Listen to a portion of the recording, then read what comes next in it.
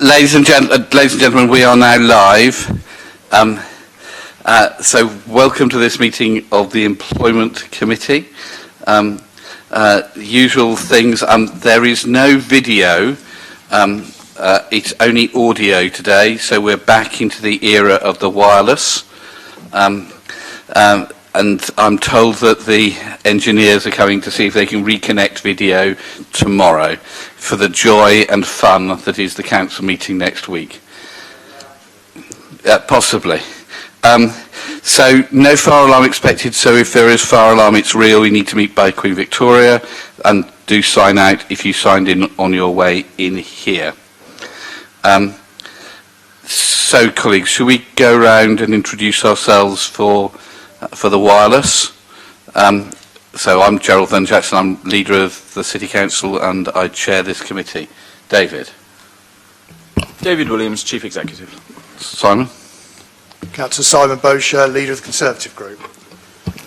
Councillor Scott Pate-Harris, member of the Conservative Group. And Scott, you are subbing? I am standing in for Councillor Lewis Gosling. Thank you very much. Councillor Darren Sanders, member of the Liberal Democrat Group. Cal Corkery, Councillor for Charles Dickens Ward and Labour Rep on the Employment Committee. Jeanette? Councillor Jeanette Smith for PPP Independent, sitting on this committee. Thank you very much indeed. So James? James Harris, Senior Local Democracy Officer. Thank you. Thank you. Alison Forfar, Assistant Director of HR. Tasha Edmonds, Director of Corporate Services. Sue Page, Finance Manager. So you're very quiet today.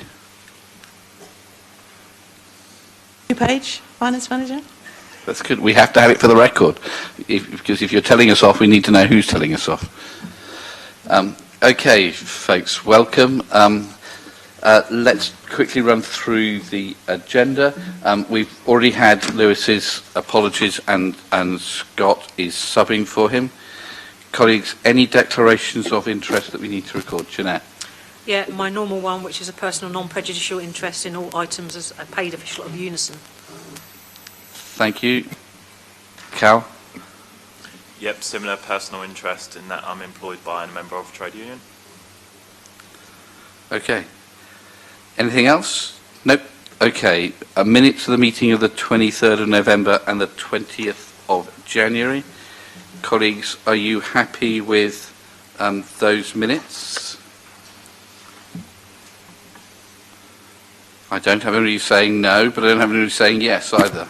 Yes, happy with minutes. Lovely. Thank you very much indeed. Everybody happy with that? Good. Okay. Moving on then. Health and safety update. Linda. You're going to need to be a bit louder. I'm old and deaf. The committee.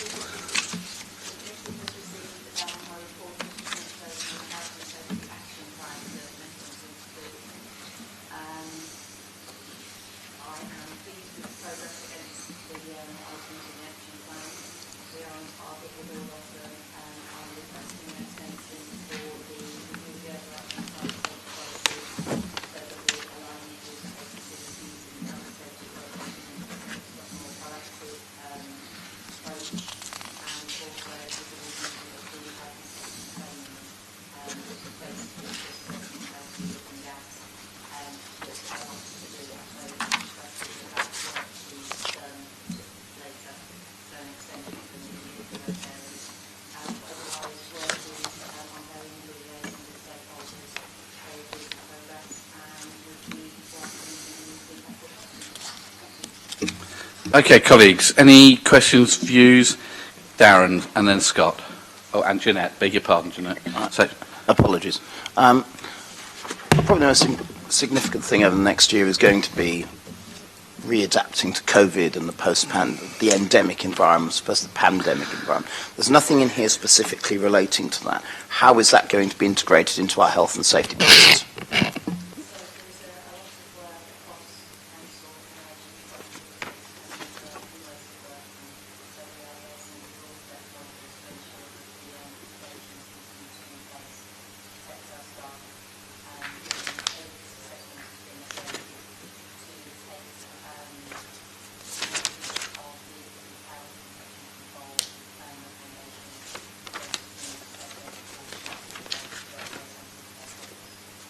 Thank you. And finally, Gerald, I'd suggest to colleagues that an update on that comes back here at some stage over the next 12 months, but I'll go with whatever colleagues want on that. Okay, thanks. Scott? And it's quite a similar point that Councillor Sanders has made about an update, because I've just noticed on points 2 and point 7 in the actual Appendix 1 that there has been some slippage in terms of target dates have been moved. So now target date is the 31st of the 3rd, which is for everything. And obviously it's 4 people in the team, obviously that are full-time, so it's quite a significant amount of work to actually be achieved by that date. I mean, are you anticipating any slippage in those dates again?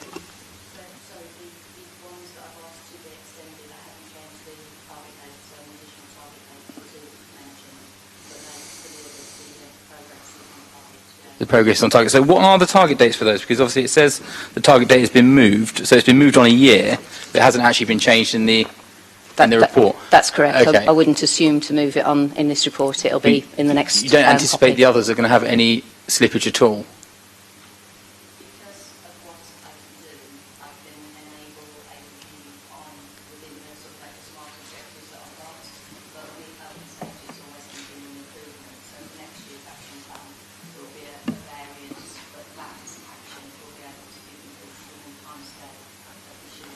Okay, I don't know if it's up to you, Chair, but I think it would be reasonable to potentially look at this again in 6 months. Yeah, because there has been some slippage already, and I think just to keep on top of it, because it's obviously about the safety of our staff as well.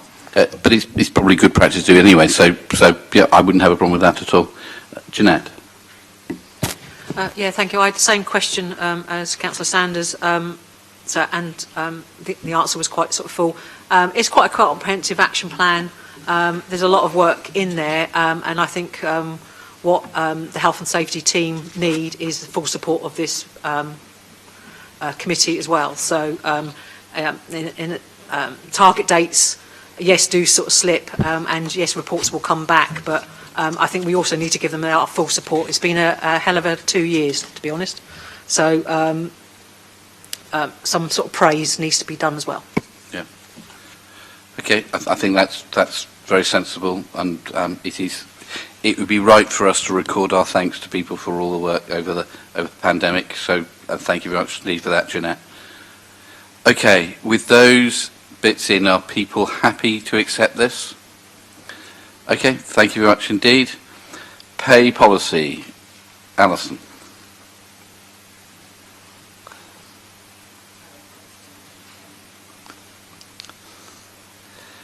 So you'll need to put your mic on. Otherwise, those of us who are old and deaf weren't here. Good afternoon. I'd like to, the committee has received the report. And Alison, I'm sorry, can you talk to your mic? Otherwise, I'm really sorry to be difficult. Pardon? I know. Yeah. I can cover this one. Okay, Is my mic thanks, working? thank you. Is that better? Yeah. Okay. Otherwise, I was going to have to ask for semaphore. I can do that too. But we're not on camera, so it won't work. So this is the annual pay policy statement that we are required to publish every year. This sets out the pay policy for the council in relation to remuneration of its staff, and in particular the pay differentials between its most senior, the highest paid staff and the lowest paid staff. The details are set out in the statement. We are required to publish this, so the committee are asked to approve the pay policy statement for referral on for approval by full council at the March meeting. So, Natasha, my question was, and I'm sorry I couldn't spot it, there used to be something that said the difference between the lowest and highest, and whether that had got wider or narrower over the year. And I couldn't see that in this year's report. And it probably is because it's there and I didn't notice it. But it was a useful thing in these previous ones. Do you know if it's there and I've not spotted it, or is it just dropped out? It's section 3 of the pay policy statement, which is the appendix. That's page 25. Yep, no, so 3.5, Gerald. 3 point. Oh, all right. I've only got section 3. All right. Well, what's it say, Natasha? For me again, not being able to spot it.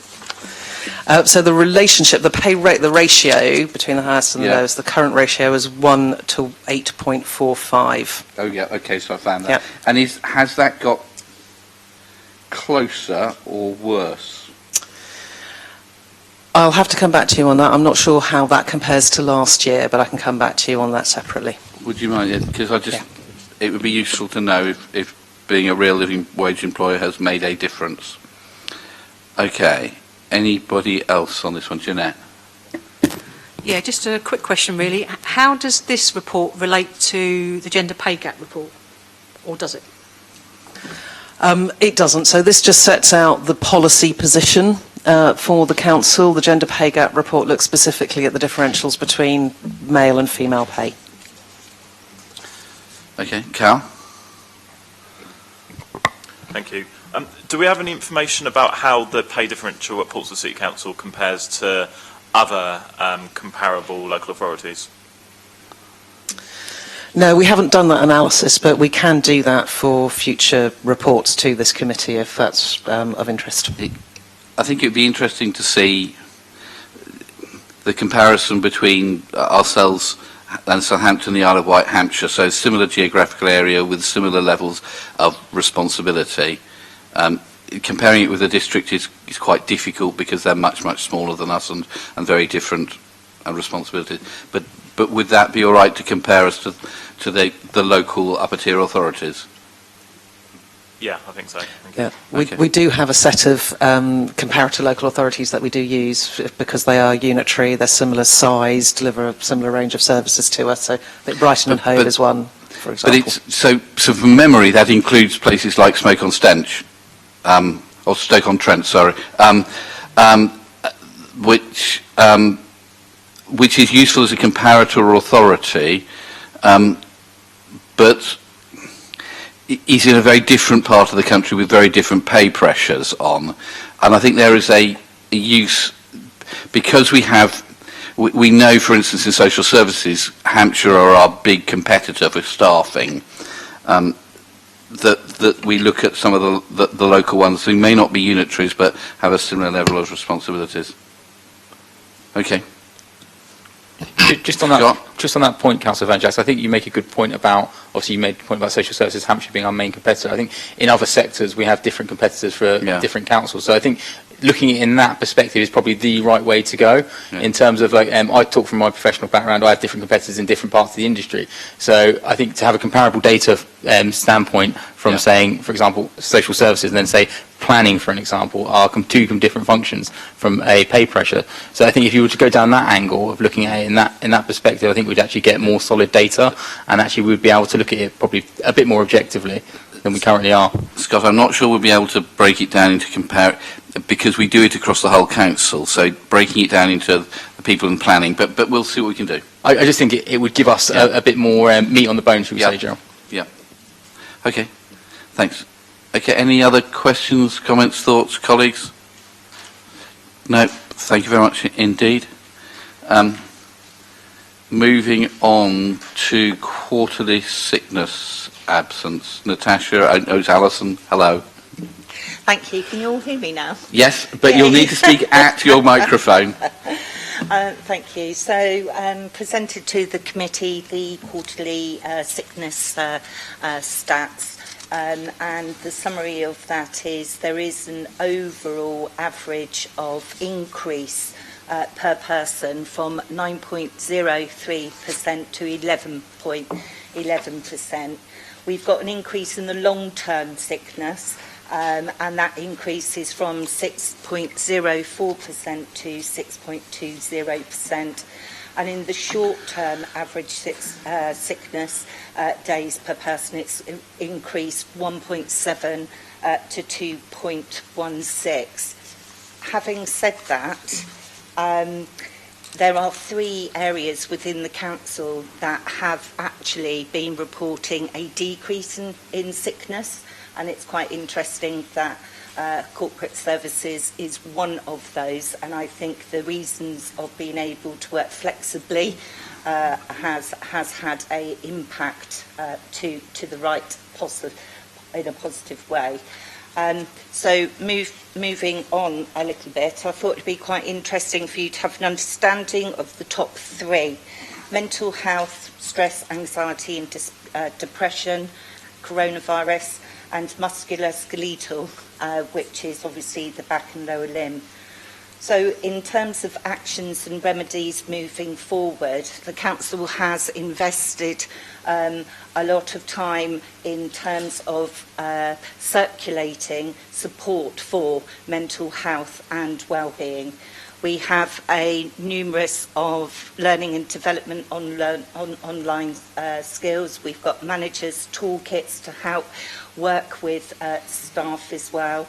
And the Pulse staff survey is really good, rich intelligence on how we can support our staff furthermore. There is feedback to say that staff are anxious coming back into the organisation. The committee has already acknowledged that we need to ensure that we give them the toolkit to have the confidence for that. So I mentioned very briefly what we are actually doing to address some of the staff absence. So we were not surprised by the Pulse survey results. It's been a difficult 2 years to say the least, and it's been tricky for people working from a home environment, and also the feel of additional workload pressures. Directors have been tasked with developing action plans by way of addressing staff report. We've got a continuation of the offer of flu vaccination programmes. It just ended February 22. However, we are really pushing the e-voucher flu vaccinations. We are continually updating the internet pages, promoting a number of wellbeing campaigns and training opportunities for staff and managers. And we are working proactively and positively in partnerships with unions and health and safety team, and providing flowcharts and risk assessments to be able to drive forward a positive environment for our staff. So the task obviously improves sickness absence. How are we doing it? I've mentioned the various methodologies. We are absolutely supporting, understanding and engaging with our staff, and we are building more resilient, supported workforce with higher retention and attraction to build employer of choice. Thanks very much, Alison. A useful report. The two areas, the two directorates that cause me concern, particular concern here, in terms of their rises, are children and families and housing. And I'm wondering whether at our next meeting, both Sarah and James, the relevant directors, might come and talk to us about what they think the problem is and what they're doing. It's also interesting that the port, which we've been worried about for years, with their level of sickness, has gone down. And they were presumably having to come in, well, they can't work from home, you can't unload a ship from home. So that may have something to do with it, I don't know. But I wondered if both children, families and housing might have things they could teach us and be useful to hear. Natasha. I think I would just caveat this by saying that the report is a quarterly report for the quarter. Yeah. That was the winter months. Yeah. So you would typically expect sickness absence to increase, particularly short-term sickness absence during that period, and given the nature of the work undertaken in those two directorates. Yeah. But we can certainly tee up the two directors relevant to those areas to come and give a bit more detailed information to the committee around the interventions they're taking at a local level to increase attendance among their workforce. But just the caveat of the time of year does typically see an increase in short-term absence for those areas. Okay. Jeanette. Yeah, thank you. In a way, we already know why it's high, because we've had 2 years of pandemic. And the top two ranks are psychological stress, anxiety and depression. And the second one is coronavirus. So one of the questions I have is, do we know how many of those people who went down with coronavirus have long-term coronavirus issues? And the overall figure, has wavered around 9 for years. So you can have people coming here all you like, it won't change. We do as much as we can with interventions and well-being has improved greatly in the last 2 years. And productivity has probably gone up because of working from home, as well as sick absence levels. I think it's a report we should just note and make sure that we carry on with the well-being, have a mind with long-term coronavirus, but also any other initiatives. But you won't be able to do that now, and you probably won't be able to do it for the next 2-3 years. Okay, thanks very much. Simon. Thanks, Gerald. My questions are largely around the musculoskeletal ones that we actually have. And I guess it also ties back to the health and safety report we had to a certain degree. Because a lot of that particular report sort of came across as lessons learned in communication. And we've got, there's something in the region of, 18,500 days lost through musculoskeletal. So that is possibly working from home and not in the right environment, or it could alternatively be those people that are doing manual jobs, lift and shift and stuff like that. Now, you talked in terms of risk assessments. Do we actually do any sort of proactive training with people as well? 'Cause I'm talking from a point of view from my company, when I work from home anyway, but they sort of, from day one of coronavirus, it was all about, do you have the right environment, do you have the right chairs, desks and everything else like that. And we regularly have to do online training courses for a myriad of things, including things like lift and shift, even if it isn't necessarily within our remit, and it sort of goes onto your register of training, shall we say. Do we engage? Everybody's nodding, which is a good thing. Do we actually do that? Because I'd like to think that we are proactive to prevent in advance rather than reactive after the event. So we have a range of things that we do. So we have a mandatory health and safety training that staff are required to take, repeat once every 3 years. At the start of the pandemic, when staff were asked to go and work from home in line with the government requirements, all staff were asked to undertake a DSE, display screen equipment risk assessment. And on the back of those assessments, if they were requiring any additional support, any adjustments, then that was discussed with management and that support was put in place. So, for example, some staff were able to take the chair from the office to their home, so that they had a proper setup of the chair. As one example, there were a range of other things that we supported staff to do so that they had that. We're also now, because of the results on the stress and depression and anxiety, looking at a proactive risk assessment around stress and anxiety. That's always been there, but it's been more of a reactive approach. We're now looking to make that a much more proactive stress risk assessment approach. So there's a range of things. And in addition to the mandatory health and safety training, there's a range of other health and safety training courses available for staff. And in particular service areas, we've got specialist back care advice and training, particularly for those that are undertaking jobs that involve moving and handling.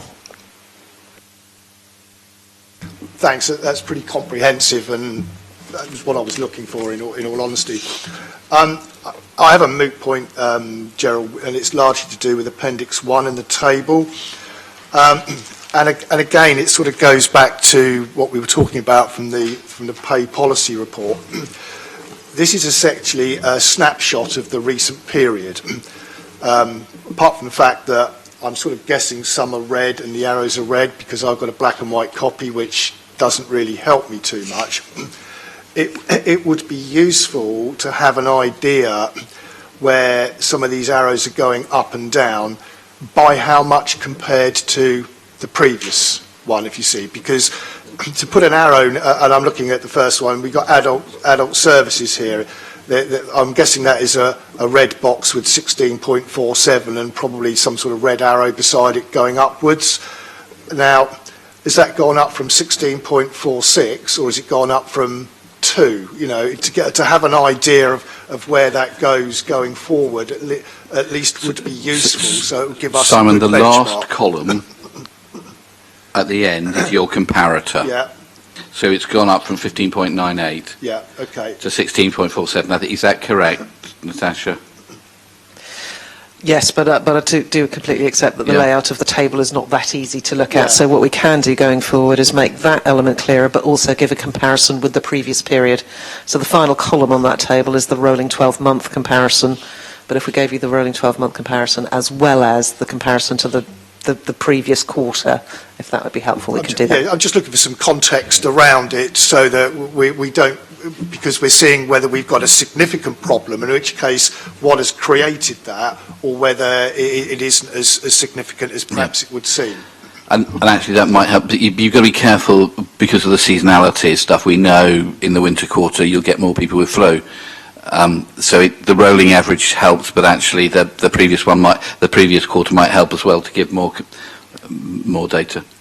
Okay, folks. Cal, sorry. Thank you. I guess I'm interested in how the data is managed and monitored, so I'll ask kind of two specific questions about that. In terms of the work-related stress, anxiety and depression, I'm just curious about how or whether that is managed by service or team, i.e. if there was a significantly higher than average level of work-related stress, anxiety and depression in a particular service, is there a process for that to be flagged and reviewed? And kind of linked to that, as the second part of the question, around the violence at work, which I know is a relatively low level, but any incident of violence at work is kind of one too many. I'm just curious about how those incidents are monitored and reviewed once they've taken place. So I'll take this. So in relation to the I'll do the violence at work first. You're absolutely right. There is I think I've picked up there is a lack of monitoring information around violent incidents. So Linda has pulled together a working group of stakeholders from across the organisation that is looking at our whole incident reporting process. We have a number of staff that are subject to various different types of incidents. Some of them are violent, some of them are racist in nature, some of them are sexual harassment. There isn't a high degree of knowledge or understanding or awareness in the organisation amongst staff around how they can report these incidents. So we are looking at how we can improve the reporting, the training, and the entire process around violent incidents to understand that better. We do have a number of staff out and about, for example, subject to abuse from members of the public, but we also have incidents that we need to report in schools, for example. So we're looking at all of that to look at what improvements can be made there. And then, very sorry, I've forgotten the first question. Sorry, I should have split up. The first part was about the monitoring of work-related psychological issues and whether, if there's a higher than average incident in one service, whether that would be flagged and reviewed. Yeah, so the one of the things that we're working on with the implementation of the new system, the Fusion HR system, is that it gives you a dashboard view as a manager of all of the sickness, absence and the reasons for that within your team. So managers have that information at their fingertips. They're then supported by the health and safety team, by the HR team, to then address any of those issues within their service. We're in the process of looking at developing corporate reporting so that we can have a more strategic view, so we can start to identify any particular areas and services where there might be a higher prevalence at a dashboard view, so we can then take the kind of action that you're describing. We haven't been able to do that with the systems we've had previously, and that's the work that we're now doing to develop the Fusion system since it's been implemented, so that we've got that view and we're able to monitor that data and then do something about it. Okay, thank you. Simon? I just got one simple question, and I think I probably know the answer to this. In your Appendix 2, you've got two columns, you've got two there, you've got coronavirus listed, you've also got long COVID. Am I right in assuming that the long COVID numbers, which is 188, is in addition to the coronavirus ones, or is it within that 4,500? It's in addition. Okay, Scott? It's just on the Appendix 1 and Appendix 2, and I think they're very good data sets, and I was quite keen to hear what you said about Fusion, about being able to take the data and use it. For the benefit of this committee, I think it would be quite good to be able to see like a top-line approach to see, because we have Appendix 2 tells us what are the issues that are facing staff, whereas if you could factor that in with Appendix 1, it could tell us which directorate and when, obviously, so you could actually have a real data, so we could have a top line, because then we can see a pattern and it could obviously fit a narrative for how the organisation is functioning. I think that would just be an idea that I would like. And just to go on to a point that the leader made earlier about the two directorates, housing, I think housing is significant. I think you're right about that, Councillor Van Jackson. The only thing I would say, it has got the highest headcount, so it's always going to be around the top of the table, in effect, and I'm almost backing up my colleague next to me here, as it is his portfolio. But I think I also picked out adult services as well, as an increase. I think it might be an idea to bring Andy along to understand that, because they have significant challenges within that function as well. Yeah. So I don't know if you'd like to add that one as well. Okay. Darren? Thanks, Gerald. I don't mind both services coming along, and I think it will actually help unpick some of the points that Cal was mentioning earlier on, because I expect there to be different levels of sickness absence within different bits of each directorate. And some of that may be seasonal, it may be in the housing and neighbourhoods and buildings directorate, people are working out of the office, it may be amongst certain types of people within children's. I think that will actually help us understand firstly what's going on, but also secondly understand what potential measures can be taken, because they might be different for different areas. So I think I'm happy with that, partly because it reflects what Cal is saying about trying to delve a bit deeper into it, rather than it be a kangaroo court, which it may have been before. I hope not. Okay, folks, are we happy with this then? Okay, thank you very much indeed for that report. Then we move on to the gender pay gap. Alison, this is yourself again. Thanks, Gerald. So the committee was provided with a report 21-22 detailing the analysis on where Portsmouth City Council fits with the gender pay gap reporting categories. On a position to note, in comparison 2019, and this is taken into consideration full and part-time workers, we were running at a 15.5%. The reporting 2020, it has significantly gone down to 9.21%. Whilst that isn't perfect, it's definitely demonstrating that we are in the correct downward trajectory. And another point to note, the national UK average for the period 2020 is running at the 15.5%, which was where we were in 2019. So there's been great work that the council has managed to achieve in addressing that. But like I said, we've still got plenty to do. The figures to me are not that surprising. There are things that are out of our control. Traditionally, women tend to want part-time hours. Their family makeup, their culture is slightly different. We're also struggling to encourage more female workers into the engineering, planning, those kinds of roles. And so we are trying to address this proactively and positively by, I won't go through the whole list, by implementing a toolkit, if you will. So trying to engage early, and that is with our apprenticeship scheme, which our L&D colleagues are leading and running on, educating managers as well, supporting the schools and colleges of what looks good, and also the other tools with the flexible working and investment in career development and career frameworks. So there's a myriad of tools, and I am positive and confident that will be a downward trajectory reporting for the next year. Okay, thank you very much indeed, and good to hear some progress on that. Jeanette? It's a shame Councillor Stubbs is not here, because he Indeed. loves gender pay gap reports. And I found... Not before time, Simon. I'm sure you'd have lots of negative comments about it. I thought, though, it was a very positive report, especially based on sort of last year, and the downward trajectory is really pleasing. The issues that you are sort of addressing to get it down further, like flexible working, even with coronavirus and part-time working, is going to be really welcomed. It is important, gender pay gap. It is important for female members that they're doing the same amount of work for the same pay.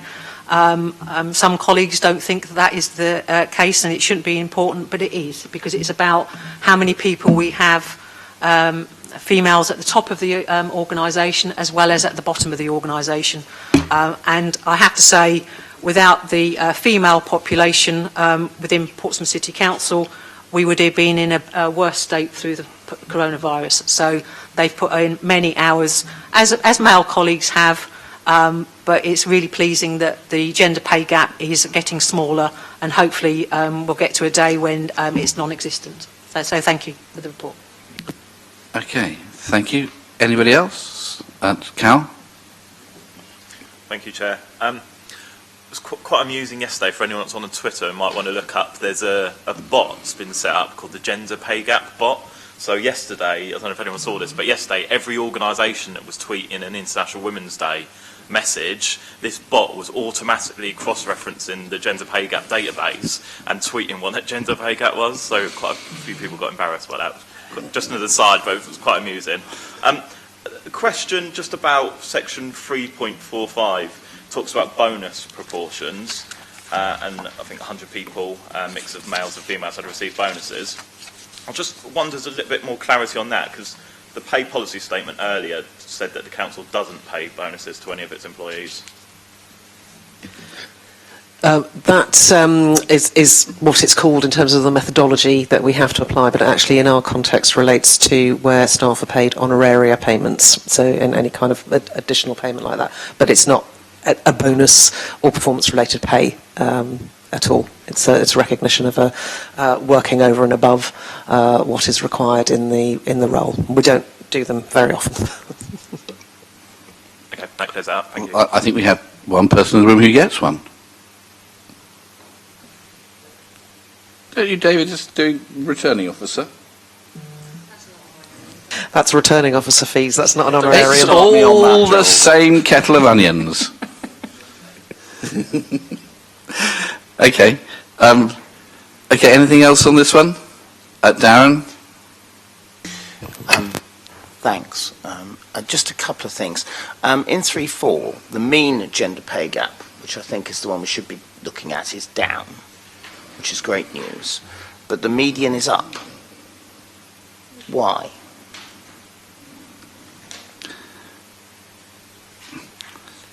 Now, I can't remember what the difference between a mean and a median is. Median and the mean. I assume it's because of the bias towards lower paid employees. Have I got that wrong? Yes, it's because we've got a higher number of female staff in lower paid roles.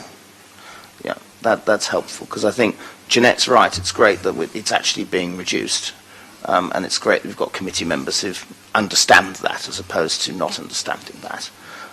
But I think it may be more useful, Gerald, to have a mean gender pay gap as just the thing we look at, because otherwise it gets all over the place. Similarly with bonuses, I understand that, but given it's so few people out of the organisation, there's a question as to whether it's meaningless or not. There are two other issues I wanted to raise, one of which is around age, because there are clear differences between age groups. And whilst Jeanette's right to say that we need to make sure the gender pay gap should be at 0, we also do need to look at age profiles as well as the structural problem, which is the disproportionate number of women are in low paid employment. and ways in which we can try and change that.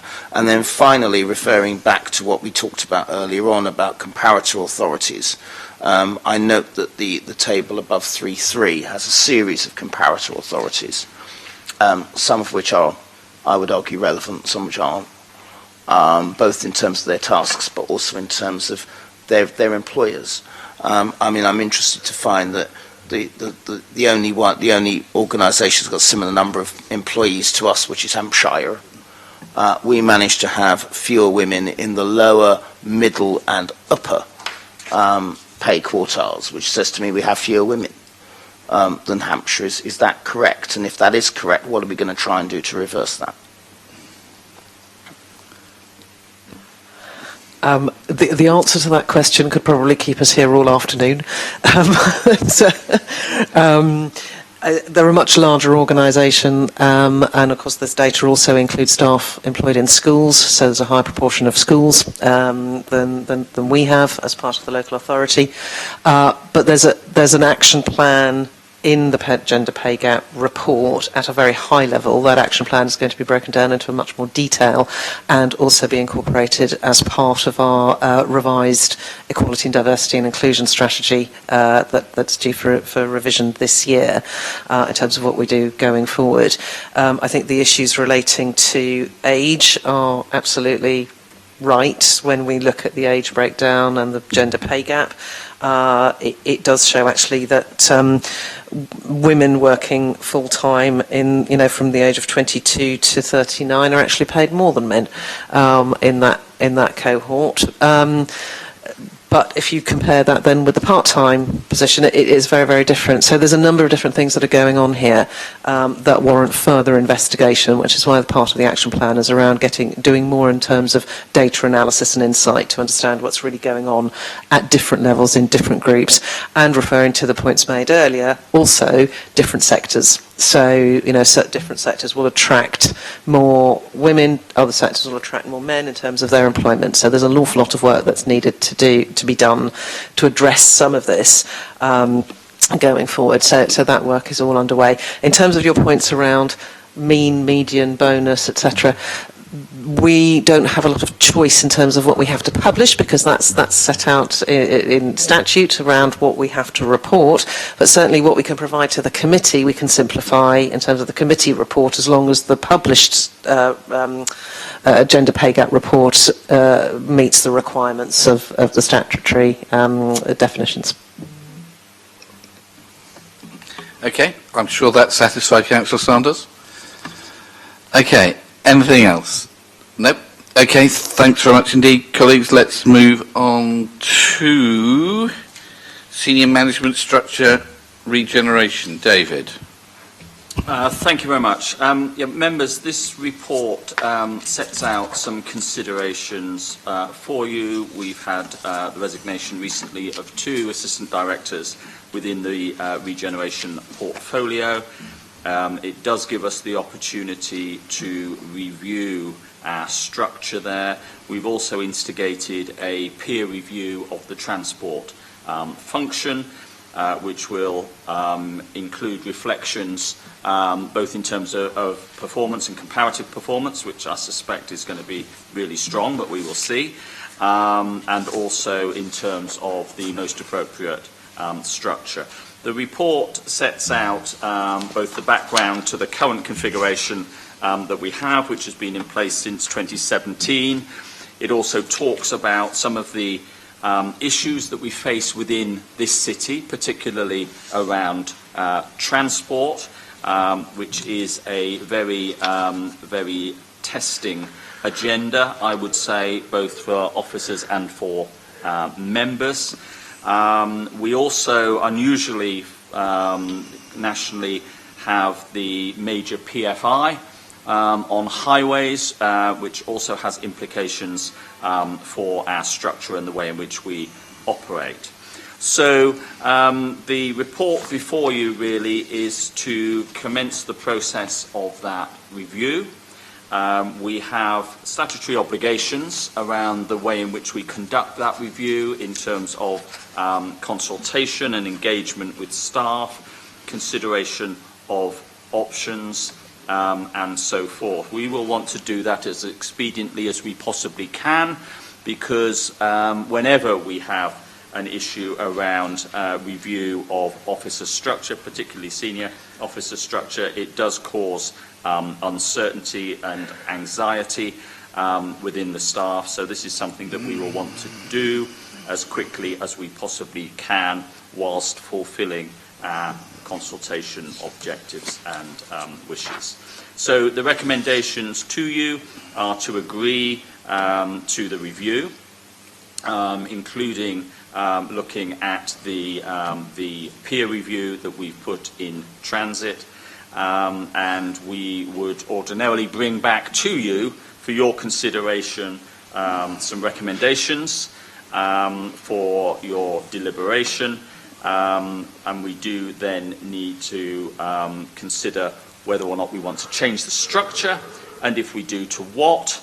And because if there is any change to the structure at director level, that is the purview of this committee, and ordinarily we would then establish a subcommittee to deal with that appointment.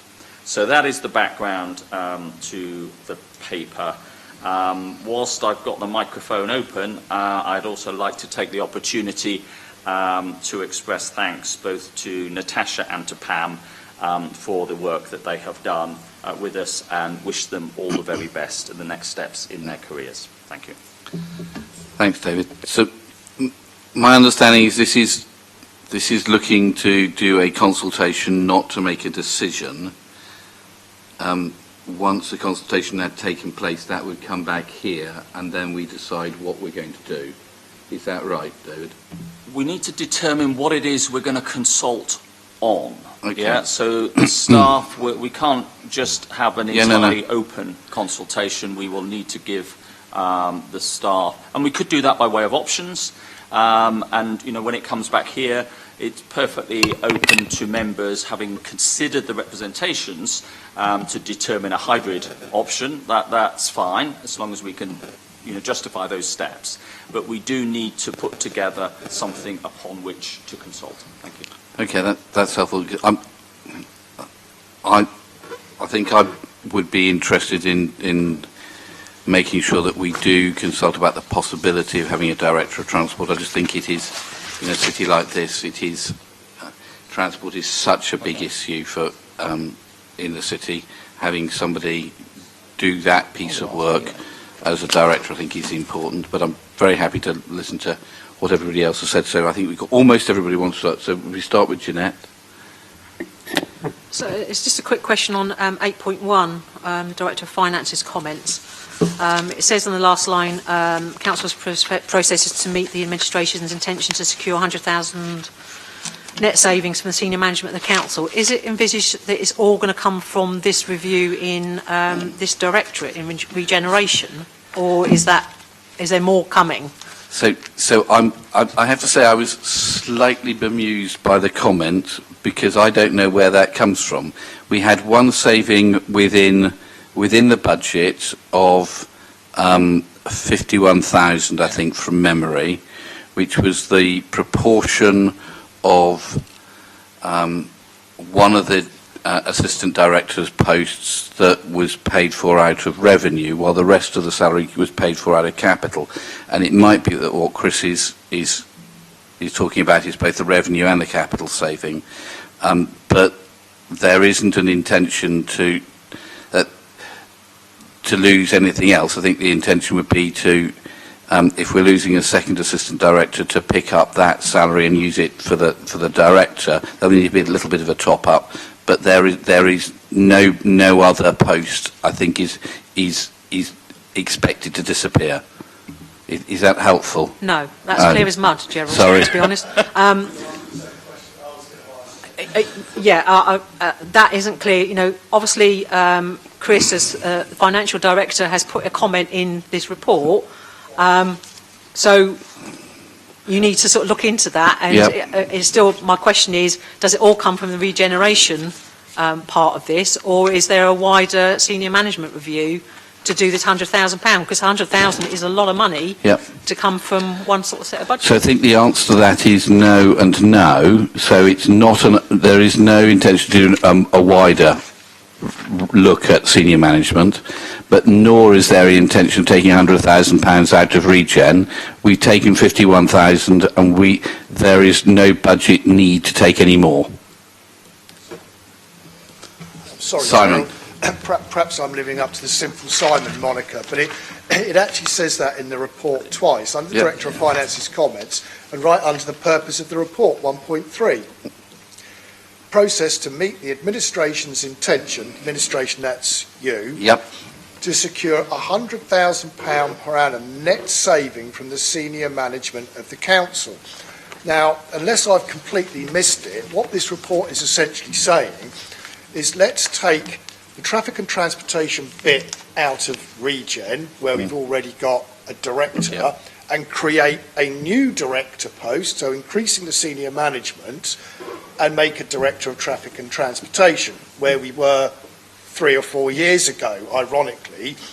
Now, I know we've lost an excellent officer who's going down to Bath, but even if you said we're not going to replace that person, we are going to be, if you want a director of traffic and transportation, then that position as an assistant director, if you're going to do away with it, Yeah. would require an enhancement. Yeah. So unless I'm missing the point, I'm looking at this and saying, from what you've said, that this is actually going to cost more money, and I can't see where this £100,000 worth of savings is going to come from.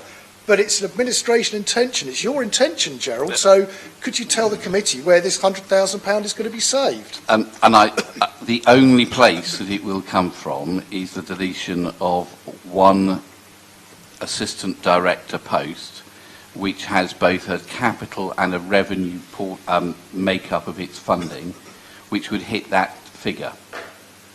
So there is nobody else in frame. But I presume what Chris has done, and Sue might be able to help. Sorry, you've got 2 assistant directors in traffic Correct. and transportation. You've got the one that Pam Turton does, and Correct. you've got the one that Martin Lavers covers, the capital sites. You've Well, got, actually, you've got a third one, which is the PFI one. you've got the PFI one Another as one. well. So you've got 3 there at more? this moment in time. God. One of them is leaving Correct. on X amount. Now, let's say you don't replace that, Correct. but you're going to create another post Yep. on more money. Correct. But the other post that has gone was in the regeneration directorate was Natasha's post, which is not being replaced. So that post disappears, and the funding for it is therefore available. Smoke and mirrors to me. Well, no, it's a real. So in the budget that went through in this chamber, there was a significant budget saving from the reduction of an assistant director post. But that wasn't £100,000. No, but that was only the revenue part of it. As with so many of these posts, it's both revenue and capital funded. The second question then, I guess, is you have significantly, or you are significantly changing the role of the Director of Transport and Regeneration. Will there be We any... don't have that post. We have Sorry? a director of regeneration. But I'm very loath to mention officers' names here because Yeah, it's a bit yeah, awkward in absolutely. that respect. But we have one overarching director Correct. on a certain package that is covering both aspects at this Yep. moment in time. That person was taken on the basis of that was what the role was. Yep. Is that role also going to significantly change? And is there going to need to be, going forward, a reapplication for that particular role because it's a new job role? So that's part of the point of the consultation, because you need to talk to various post holders, and not just one, but various post holders. But my expectation is if we create a director of transport role, that a director of regeneration role remains, and that post holder remains within that role, because they and we'd have to look to see the proportion of the job that remains, because there is a set percentage. So if a set percentage of the job is remaining, then people just move straight into role. Scott. Just on the point that Councillor Bosher has just made regarding the change of effectively the Director of Regeneration's job is going to change because the transport function is going to be removed from it. So that job is going to change significantly. This council actually, on the 2nd of August in 2017, actually had an extraordinary meeting to appoint the new post of the Director of Regeneration. And I've got the job spec here. Funny enough, I found it. It was in my files, so I don't know where that would come from. So that job is significantly changing. Once a job significantly changes, surely it becomes a new post. And once it becomes a new post, that applicant should have to reapply for that job. Or, noting that he's taken a job on a larger salary, shall we say, effectively the council taxpayer is not getting value for money because he's going to be getting paid more for doing less.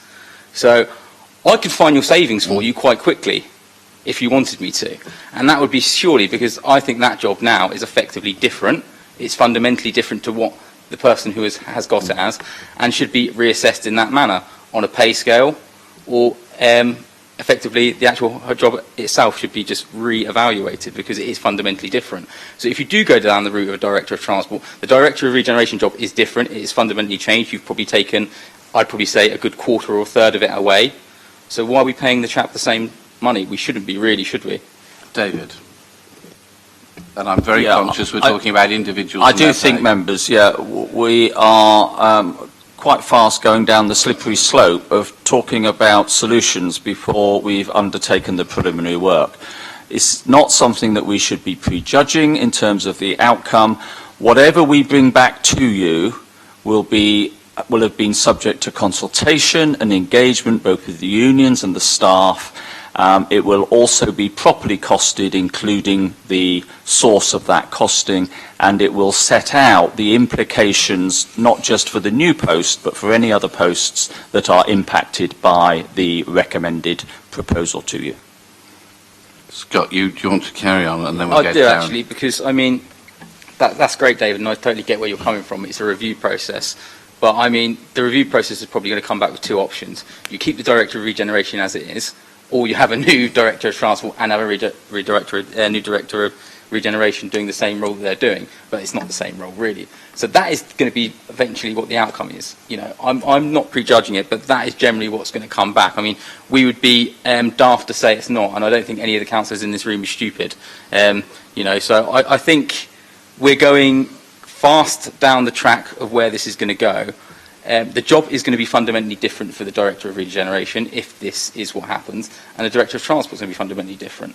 So, you know, it comes down to the element of cost, and we are looking at the taxpayer as always. And I think, and Councillor Jackson knows exactly what I'm saying. We cannot look at it without actually saying the Director of Regeneration is going to be doing less than what they were doing previously. So therefore, they shouldn't be paid the same. But Scott, that's the next step. That is the next step. I know that's the next step. So let's not jump ahead of ourselves. I'm just saying where I know where it's going. I think you know where it's going, and I think everyone in this room knows where it's going. But I just, I'm uncomfortable with the fact that now we're 4 years down the line and we're saying that we need a Director of Transport all again when we actually employed someone 4 years ago who said they could do the job. Okay, Darren. Darren, I'm walking around the room. Thank you, Gerald. Firstly, as Gerald, you and I are the two member survivors, I think, of previous senior management restructures, and I think it is important that we're not talking about people, but we're talking about posts and whether they work. My view is that I think transport is so central to what the city's trying to do in terms of the environmental agenda, in terms of skills, in terms of employment, that it needs its own director. However, it is wrong to prejudge a consultation that is going on, because we have to talk through several of the practicalities of what it is and what that means. I remember from the previous discussions that we've had around senior management restructures that there was discussion around what's called slotting in, which does depend upon whether a job is significantly the same or not. It doesn't have to be 100%, but that is there. That is effectively what Simon and Scott and Jeanette have been referring to, but it is there, and that is a discussion, for, as Gerald has said, for later on down the track. I do also remember a figure was outlined in the 2015 senior management restructure. My recollection was the savings were £100,000. So it may be no surprise that £100,000 come back again, but I would support what Gerald is saying, as it certainly is not our we have not told, the administration has not told officers, by the way, secure 100 grand. That is wrong, and that has to be looked at later. But as far as I could see it personally, I think a Director of Transport is a good thing, but we have to go down the route of the consultation. We cannot prejudge who or what or why. I think we've learnt that lesson from before. But we do have to take on board all the comments people have said around what the new post is, around potential salaries, all those sorts of things are justified questions, and they're justified questions after we've seen the consultation, as Gerald has said, not beforehand. But there is certainly no intention on the part of the administration to secure that specific figure that is outlined twice. Yeah, I know, Simon, it's outlined twice in the report, but that's not our intention, and we'll have to find out why that happened. Sorry, Gerald. Okay. Cal. Thank you, Chair. I've got a few different questions. Yeah, to what's fire already away. discussed, I think. Apologies, I missed this earlier, but who is doing the review? I know it's referred to as a peer review. Who will be undertaking it? So there's a group called, David, what are they called? We've got some external support for the peer review. Phil Swan is undertaking that, who is a former LGA policy officer and has undertaken similar reviews before, but he will be working with a team with experience and expertise in this field. The terms of the review are actually set out, I think, as an appendix to the report. They're quite broad because there are issues not just about structure, but about how best do we manage the transport function in a city like that. But the review, for the purposes of any potential change to future structure, will be a review that will be led by this City Council. We expect to be informed by the review that Phil Swan is leading, but it will be for me to bring to you as the Employment Committee recommendations in terms of any changes to structure. So to that extent, Carl, I'm not quite sure which review. There's a particular review in terms of transport, of which you have got the terms of reference. There will be a broader senior management review. Yeah, there will be a broader review about the senior management structure, okay, which will be my responsibility as the head of the paid service to report back to you as the Employment Committee, because it falls within your purview for the purposes of the role of director. Okay, thanks. So, just be clear, the peer review, who is undertaking that? Is it an organisation or is Yes, it it a is. consultant? Yeah. We can give you the details. Okay. Yeah. Yeah, I'm just curious about who's doing it. That's fine, thank you. My next question was about the impact on the Regeneration Director of the deletion of the Assistant Director for Strategic Development's role. Obviously, within that, the services that within that remit are kind of important to the council, undertaking some really significant projects. So I guess my question is, what is the knock-on impact of that going to be? And a kind of a second part to complement that, in terms of the Regeneration Directorate structure that we've got in Appendix A, unless I'm missing it, I don't see where the deletion of that role, how the services have been reallocated. So if you see the Assistant Director of Property and Investment, so the post holder there has taken on more responsibility that had sat with the Assistant Director of Regeneration, and within that area they've rejigged some of the work because they're trying to make sure we bring on new people, give them additional responsibilities, grow people within the team, and that's the recommendation that has come from the Director, so that Tom Southall is taking on a bigger role. Okay. So in terms of strategic developments, that sits with Tom. That now sits with Tom. Yeah. So I guess my question is, what is the expected impact on the capacity of that service to undertake their work as a result? So I hope that that team is able to continue to do their work in the same way that they have been able to do, but that they've got a closer relationship with the rest of Tom's team that does the buying and selling of the land and the property that we own, and I hope that that's going to mean that team is as effective, if not more effective, than it has been before. Is that okay, Carol? Yeah, that's fine. My last question is just linking, I guess, the senior officer structure to the political portfolios, because it's been an interest of mine for some time, well, since the last review that you undertook of the political portfolios, the creation of the climate change and green recovery role. Yeah. It just seems to me that I personally feel that some of those roles aren't necessarily clearly defined, and it's not always entirely clear about where particular services or structures lay. So I wonder if this is an opportunity to also link in the review of the senior management structure within regeneration to a review of how the political portfolios are structured. Yeah. And That's what I'm asking him. Yeah, so I think that's not allowed to legally, Simon. Maybe so, but we're still not allowed to do it. So I think there are some portfolios that sit very clearly with a complete directorate.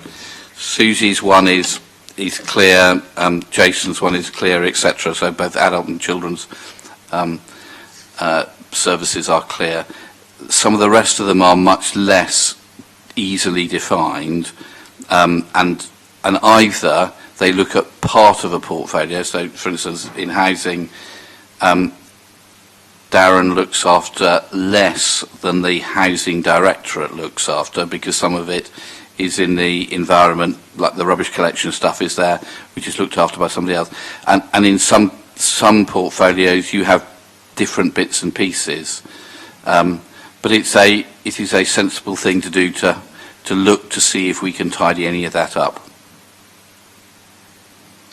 Jeanette? Yeah, just one more question. I'm listening to what other people have sort of said. In the review, will it look back at the history of this directorate as well? Because it seems to me that it's an administration's whim how we go about this, because when Donna Jones was leader, she got rid of head of transport. You're now trying to put it back as head of transport. That costs money because there's severance packages and all sorts of things going on. So will there be a rationale in there why we need a director of transport now when we didn't need it before? Although there is an argument that we always did need it, but that's... Yeah, but that's not where we were. No, absolutely. In times when money is tight, we seem to be throwing away money on severance payments and then bringing them back, and then taking them away again, and then bringing them back, and that's not good for the public purse.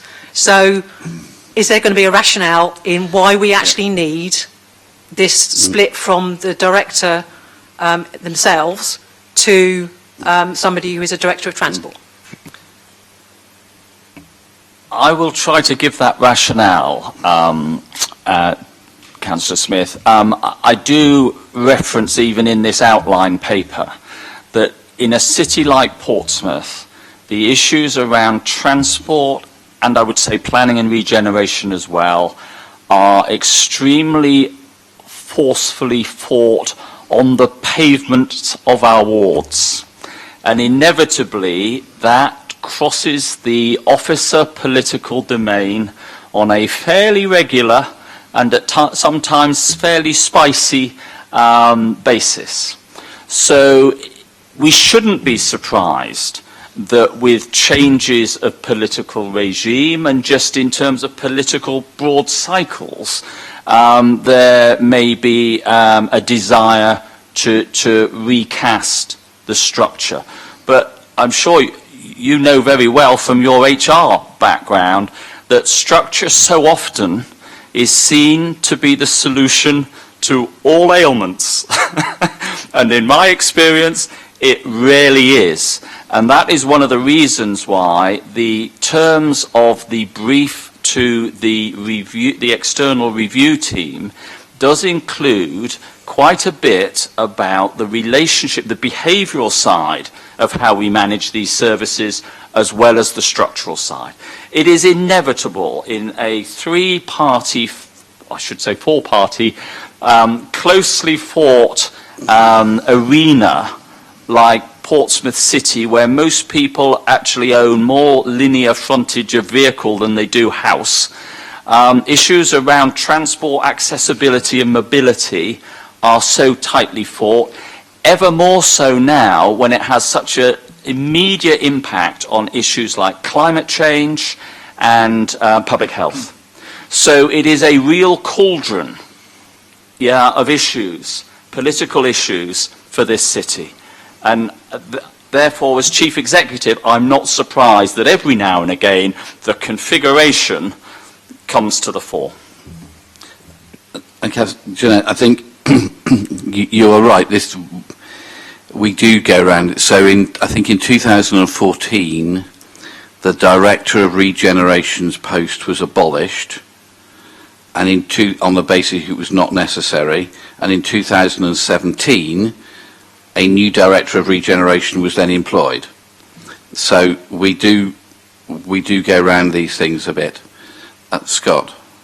It's just on a couple of points that I think Councillor Corker and Councillor Smith made. I mean, Councillor Corker, you said about the additional pressures on services now that posts have gone. I think it's a very fair point, especially with regard to strategic developments and the historical context that Councillor Smith mentioned earlier about, do we need this post, when have we had it before?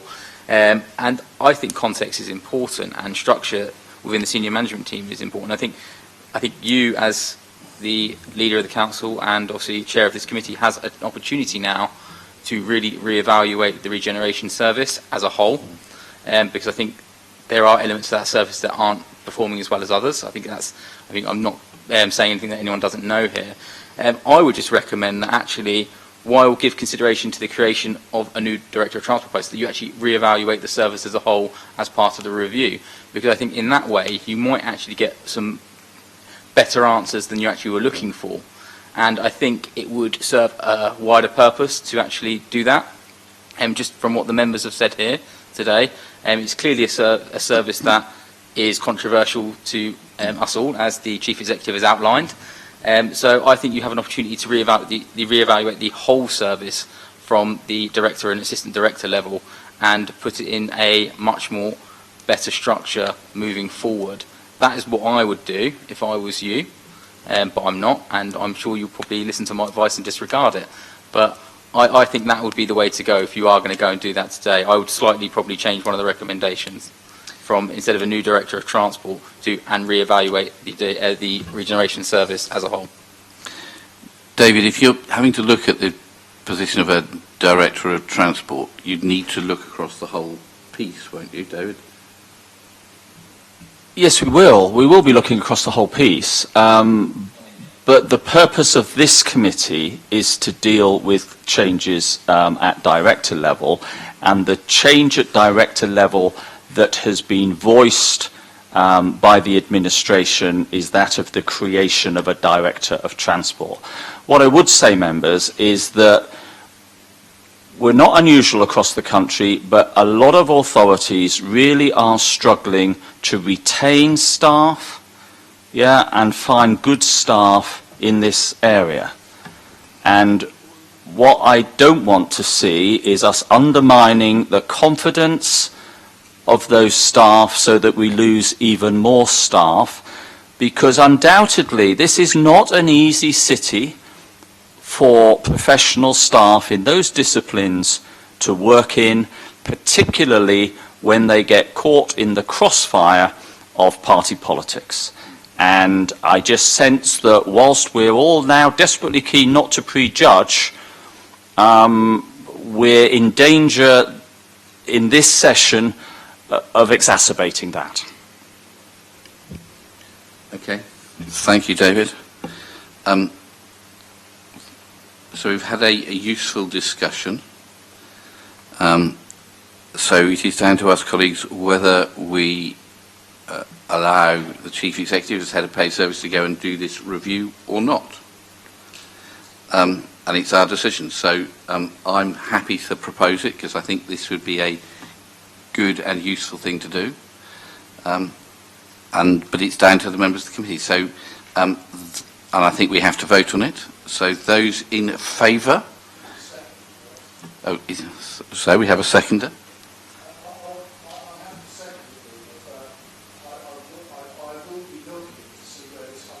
Yep. Yep. No, I think I'm really interested in it as well, and I'm sure Sue will tell us. I will double check. I will double check on it. for you, but my understanding is it's that there was a post put up as a saving, and it would be gross, but what was shown in the council report will be the net part, which is the Okay. revenue part. And is this what you said? So as I explained, okay, but I'm sure Chris can do a note to let us know. Okay, so